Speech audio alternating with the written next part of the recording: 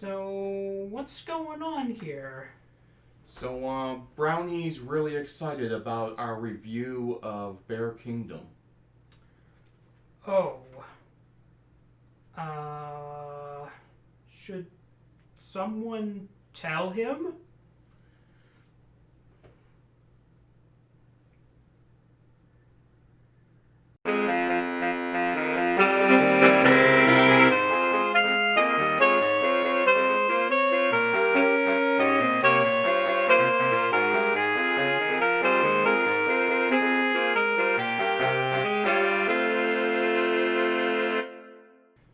Hey everybody, welcome to another episode of Unqualified Experts. I am your corrupt overlord Shane, And I'm your other host, Braden Gardner. and we are excited about this one because if you have not played Bunny Kingdom, despite its clear lack of not having enough bears, it is an amazing board game and one of our favorites. Absolutely. And if you aren't familiar with how to play it, you can actually check out a link in the description below. And we've actually done a how to play video for this, so we definitely recommend you watch that first and then come back to this if you aren't familiar with the Bunny Kingdom board game. Which will also give you an opportunity to laugh at early Shane, who was very nervous in front of the camera and not quite sure what he was doing. We come a long way, baby. So, jumping in, one of the great things about Bunny Kingdom is there are so many strategies on how to play it, on how you can have an effective game. So, it's not one of those games where you basically grind out the same thing over and over again. There are multiple paths to victories depending on what type of opponent you have. The play style can change radically, and it just makes it so entertaining. It's a very well designed game. It's a Richard Garfield game if you really follow designers and what they do. And so to me, it seems appropriate that we start off with one of Braden's favorite strategies, the building the big old giant fief. Ah, yes. The inexorable tide that crushes my enemies round by round until we just bring down the hammer in the last round of the game for the crushing victory. The big old fief is one of my favorite strategies to pursue in Bunny Kingdom. Basically, it's what it says on the tin. You're going to be collecting territories and castles, not necessarily the Caradadels that are in the Bunny Kingdom in the Sky expansion, but the typical 1, 2, 3 castles. And you're basically trying to connect as many territories together as possible and slamming as many castles and unique resources among them to optimize your points and just keep building a machine that's going to score you an absolute ton of points at the end of the game. Yeah, it's a strategy that really takes advantage of looking at how scoring is done and really jumping on the mechanic because it's the number of towers times the number of resources. So if you can get a giant kingdom that has 30 towers you're multiplying by, you don't even need that many resources to get a crushing lead. And if you manage to get a bunch of luxury resources with it, which Braden has an aggravating tendency to manage to do every single time we play, there is nothing like looking at a board of, 30 towers times 7 resources, and then choose your favorite curse word and just yell at the ceiling, because that's where you're at that point. And with the Bunny Kingdom in the Sky expansion, you can also really take advantage of the wondrous resources that are available in the clouds, as well as tools like the rainbows to supplement the already existing sky towers to connect different chunks of territory together into just an amalgamation of destruction.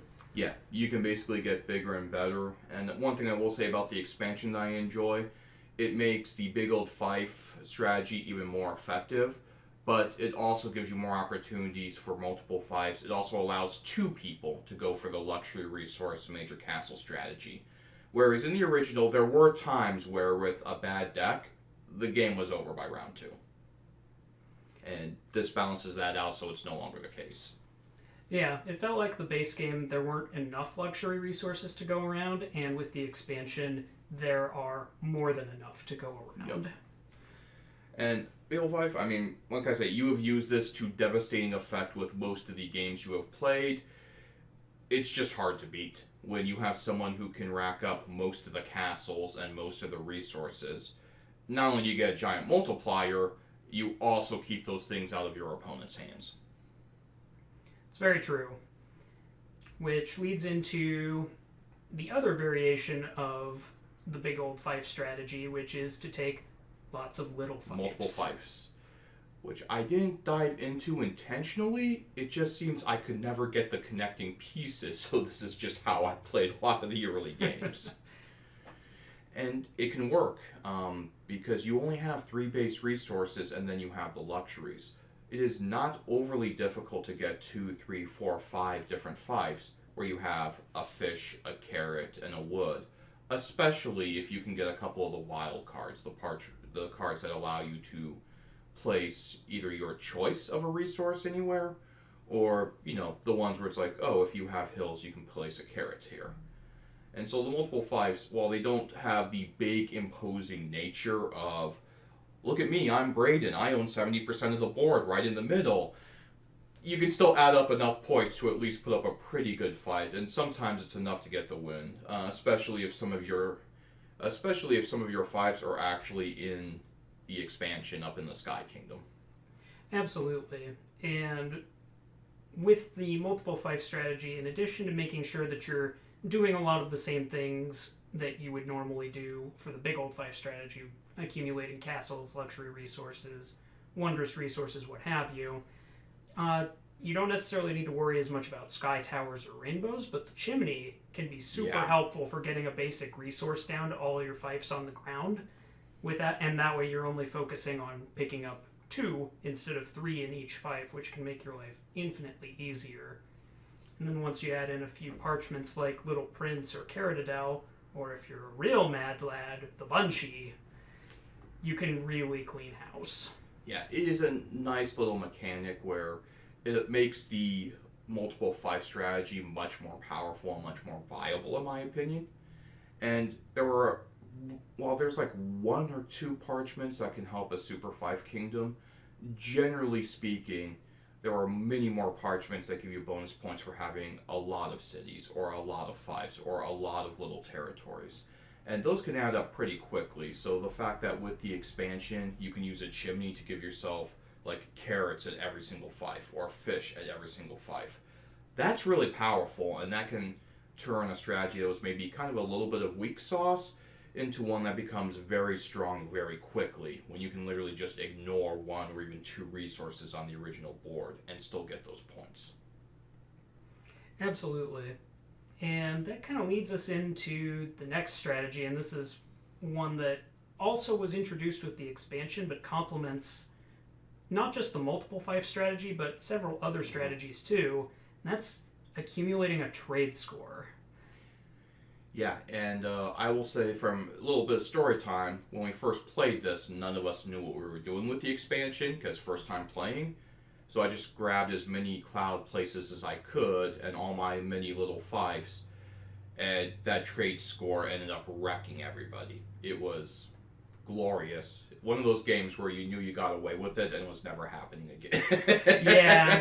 For those who aren't as familiar with what the trade score is, you're basically allowed to claim a coin for creating new districts, which are 2 territories that are connected via a cardinal direction. Yeah. And then you can multiply that by the number of luxury and wondrous resources to get your trade score, basically. And that can add an easy 40, 50, 60 points to the end of your score for relatively little effort. Yeah, especially if you're pursuing a strategy anyway that was going to lead to a lot of little kingdoms. Or even if you were building a big fief, if you did it by building a lot of small ones first and eventually connecting them, you still get that initial trade score bonus, or at least some of it. And that's not something you want to ignore. And kind of going with a strategy that it's a little bit of a blend between the multiple fiefs and the big fief. And this is a great one if you're playing with high scoring players and you're not quite up to that same level of the game yet. Castle hoarding. It's not the most efficient way to win, but you need castles to score. You need that multiplier. And so if you're not sure what to do, grabbing every 2 castle that comes along, or every 3 castle that comes along, is not the worst strategy, because 1, there's a limited resource, and if people aren't paying attention, I know Chris did this amazingly once. Oh, yeah. We didn't pay attention the first 2 rounds, and he had like 70% of the castles in the game. Which meant the last 2 rounds, he was getting his pick of the cards as we were desperately scrambling to get any castles that were left. It tends to, as opposed to multiplying your score, it tends to lower the ceiling that everybody has. And, you know, if you're the type of gamer where, well, I'm not going to out-strategy these guys, but hey, let's get into the board game equivalent of a barroom brawl and see what happens. It's a good chaos strategy, and if you end up getting a big fief, you now have all the castles to multiply the score with. It's very true, though the person running Parchment ended up cleaning house that game. Yeah. Well, thank you for that easy segue. Parchments are a huge part of Bunny Kingdom, and I absolutely love this because, first of all, there's no player who should be ignoring parchments completely. There are so many cool little cards that give you bonuses, whether it's resources, the size of your fief, how many cities you have, how many territories you have, treasures just for pure points. There's always something there no matter what strategy you take. But when we say parchment strategy, this was one I stumbled into by accident because I could not figure out how to compete with Braden for the big fief. So every time parchments showed up, I would just take them. And it turns out if you do that for a whole game, you could steamroll some people. And parchments, they give points for all kinds of things. If you have 7 wood, the Master Carpenter gives you a 20-point bonus. There's those for each of the base resources, fish and carrots. There are also like smaller ones where you get 2 for each resource you have in your total kingdom. So if you find yourself with 10 fish or 10 carrots total, that could be a really nice multiplier. If you manage to get 2 of them, 40 bonus points is nothing to sneeze at, especially if you get the 2 carrot bonus cards on top of it. For parchments, though, there are certain ones you have to look for. Socialist and liberal are the 2 obvious ones. Basically, one lets you look at all the parchments that the player to the left has and choose the one you want to apply to you as well. And the other one, you go to the other side and do the same thing. These are amazing, because suppose Braden's like, Shane has 30 parchments, and he sees bureaucrat, which gives a point for every one. Well, there is no way in hell he is passing that to me. But if I have the right card so I can copy him anyway at the end of the game, it doesn't matter. He still has to take it, but I will still get the credit for it at the end of the game. Bureaucrat's the other one. You get a point for every parchment, even if that parchment gave you 0 points. If you're holding 30 of them, that's bigger than any bonus card in the game, pretty much. And because there are so many different ways to score points with these, they may see what you're doing, but it's really hard to stop. There was even one game where 2 of us tried playing the parchment game, and we came in first and second. Yeah, that was insane. Yeah. So, and a lot of this will be as you get familiar with the game, you'll know which ones work for you. If you still like building really sizable kingdoms, you will go for the resource ones. If you tend to have 50 scattered kingdoms across the board with no rhyme or reason, hello again, there are multiple cards that give you points for having, territories with no resources, or no castles, or just for each fief period. And my favorite, and I don't understand how I keep getting this card, because it's almost always past me, Diplomat. You get a point for every single little territory you have on the edge of the board. And since a lot of those are not high priority for most people, that is usually a 15 to 20 point card. Oftentimes more now because of the expansion, because it also counts the cloud board. And so with those cards too, there are cards that give extra bonuses for luxury resources, extra ones for having certain size cities or fiefs. And at the end of the day, the nice thing about the parchments is they supplement any of the strategies we've talked about, but they also work all by themselves as a way to just rake in the points, and to do it hidden. Because if you're playing a heavy parchment game, you are last place on the board until the very end of the game where you're counting off points. But, you're just adding them and adding them and adding them at that point. What Yeah. do you think about Parchment game, having been the victim of it many times? Yeah, Parchment and I have a very love-hate relationship just because I have been just...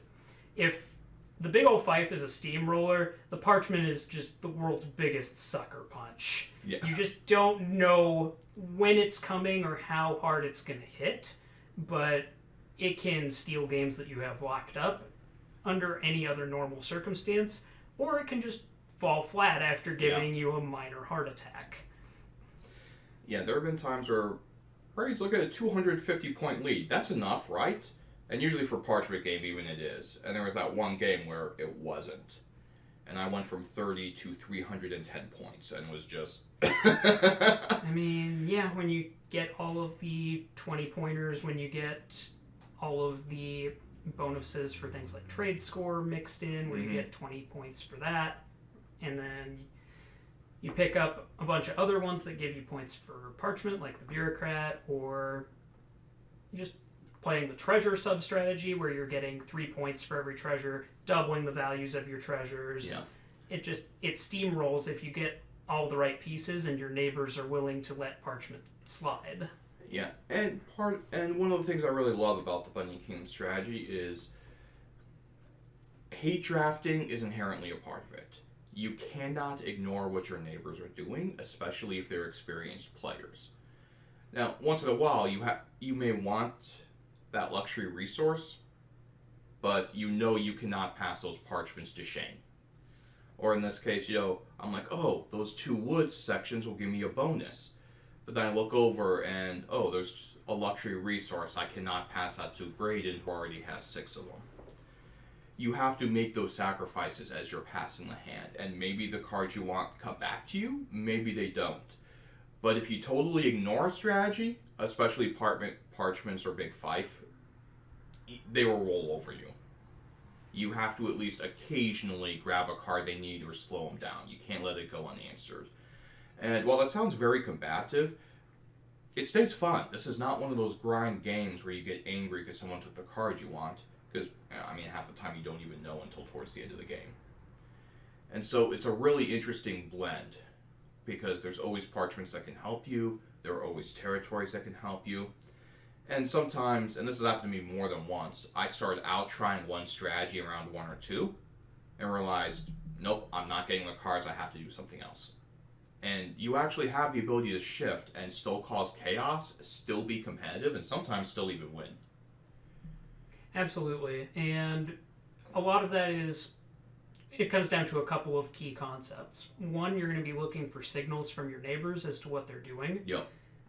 Unlike a typical CCG like Magic or Yu-Gi-Oh!, you're actually going to be able to see what is being drafted after each pick, unless it's Parchment, in which case you're going to have a general idea of what your neighbors are trying to do on the left and right, and you also are going to be rotating directions for how you're going to be passing cards between rounds. So you're going to have to learn how to navigate passing both to your left and to your right. And the other concept is going to come down to assessing, one, what's going to give you the most points long term rather than necessarily in the moment. Yep. And 2, is the game that you're going to receive going to be worth giving your opponent X number of points by passing them the other cards? You've got to be juggling both of those figures simultaneously, and that can get real hard. Yeah, and it's one of those games where there's endless ways to win, there's endless ways to challenge, and what's entertaining to me is some games are hard and you get bad feelings over them, just because whether it's the design or whatever, it's hard not to take it personally. I've never felt that in this game. I've had games where it's like, oh, I'll take 2 parchments, I'll take 2 parchments, I'll take 2 parchments, and they pass it to me as I'm sitting with this giant pile of parchments. And I might say something like, you jerks, and just start laughing, but there is something about this game that it's joyous. It's great, it's strategy, it's fun. It's built in a way where it doesn't feel like we're constantly beating on each other. It just feels like we're all in this really crazy dance waiting to see what the final point scores are. And I think that really says a lot to the design. I'll be honest, when this was first introduced, I thought can't remember if it was you or Phil. I thought you were kind of insane. I mean, you look at the art in the box, like, yeah, okay, whatever, advanced kids game. That's not what it is. It is a great strategy game through and through. It's extremely enjoyable. It's very replayable. I was wrong with my first impression. This is one of my favorite board games at this point, 2 years later.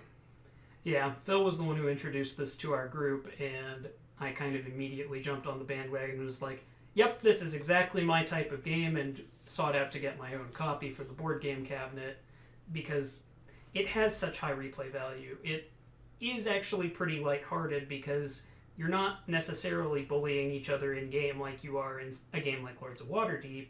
Everybody's just taking cards and trying to advance their own plans, and the only way you can really mess with people is through camps or through taking the cards that they need. And even then, it is such a nice kind of free-for-all. And I guess one example is like Scythe is a game where if you were the first person to lose a major military conflict, the mechanics encourage everybody to keep on beating you as that player. And that makes it extremely unfun very quickly for the first person who can't rebuild at that point. There's nothing like that here. You can switch strategies midway. You can jump. Once in a while, someone will grab something you want. Call them an appropriate name. We encourage that behavior. But it's pretty enjoyable because then you just move on to the next one. And since it's really interesting to see how one round, everyone may have a hand that's overloaded with powerful cards. And so they get angry, cursing at themselves because they have to pass you cards they know you want. And then you open the hand, and there's 5 you want. And there are other times where you open the hand, and you're like, I don't care about any of these whatsoever. And it doesn't get old. And that is also one of the best compliments I can give a board game is it doesn't get old. It is always replayable. Even with the same people, even with the same strategies. And obviously when you toss in new people, new players, new boards, new hands, it almost has an infinite amount of combinations you can use. Absolutely. And unlike a lot of board games where there's a high complexity and it can be a little frustrating as someone who's experienced to teach this game is actually very conducive to teaching people the ins and outs of how to draft correctly or what to be looking for. And that's not something you get in most games, which also kind of sets this apart. Yeah, it serves that middle area that is so hard to pull off, let's be honest. It's a tightrope walk. And as you play it, it's one of those where the first few games, especially if you're playing with experienced players, you're probably not going to get a huge amount of points, but you have the ability to really explore what the game has to offer in a really fun setting. As for some general tips, if you're going for parchments, you always want socialist, you always want liberal, you always want bureaucrat. I would argue you always want diplomat, but it keeps getting passed to me, so go ahead and keep making that mistake. I'm okay with that.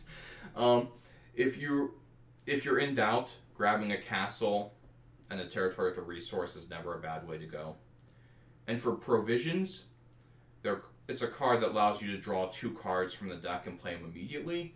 That is almost always a good move, unless you have 2 cards in your hand you absolutely need to take for your strategy. Because anytime you get a card that lets you get 1 more card than everyone else at the table, you're in pretty good shape, especially if nothing jumps out at you from the hand. And if push comes to shove and you aren't sure what to take, it's good to have land in this game. Yeah. Take territory. Yep. Look for where your opponents are and just plant a bunny right in the middle of it. Or just, if you aren't sure how the board's shaping up, take territory that has a city already on it, or take territory that has a resource, or take 2 connected territories and see if you can make something. We've had games where people just kept grabbing territory because the bonus cards did not come out until round 3 or round 4. In that situation, if you have a lion's share of the territory on the board, you have way more options than the other players at the table at that point. Absolutely. All right, and beyond that, I would say camps, they can be very effective. Generally speaking, you don't want to place them until the very end of the game, because if you place them mid-game and someone gets that spot, you lose it. Period. End of statement. You don't get it back. However, if you're running a strategy like the Big Ol' Fife and you really need to connect two major pieces of territory It to might be worth the score risk. some points, it would absolutely be worth the risk to do that. But yeah, generally speaking, if you aren't sure where a camp is going to be useful, holding it is generally the right call. Ditto castles and luxury resources. And yeah, otherwise, Binding Kingdom, it's one of those games that it's hard for me to place compared to others because it does so many things really well. I mean, to me, it's more advanced than Settlers. It's probably not quite as complicated as Lords of Waterdeep, which is a bit more heavy on the card side of things, but this does a balance of cards and board. It's a very unique game, in my opinion, and it's a great one. I mean, whatever type of board game your family's into or you and your friends love, this one will almost certainly make it into a regular rotation. And there are not many games I will just straight out give a pretty much blanket endorsement to. For my money, this is one of them. But for those of you who already have this game, tell us about some of your experiences. What crazy upsets have you had? What strategies have you pulled off that you never expected to see? Or what did your table's arch nemesis pull out to overthrow you at the end of the game? How did you learn about the power of parchments? You know how I learned. I do. Let us know below. And if you enjoy these videos, please like and subscribe. And as always, great gaming. See you next time.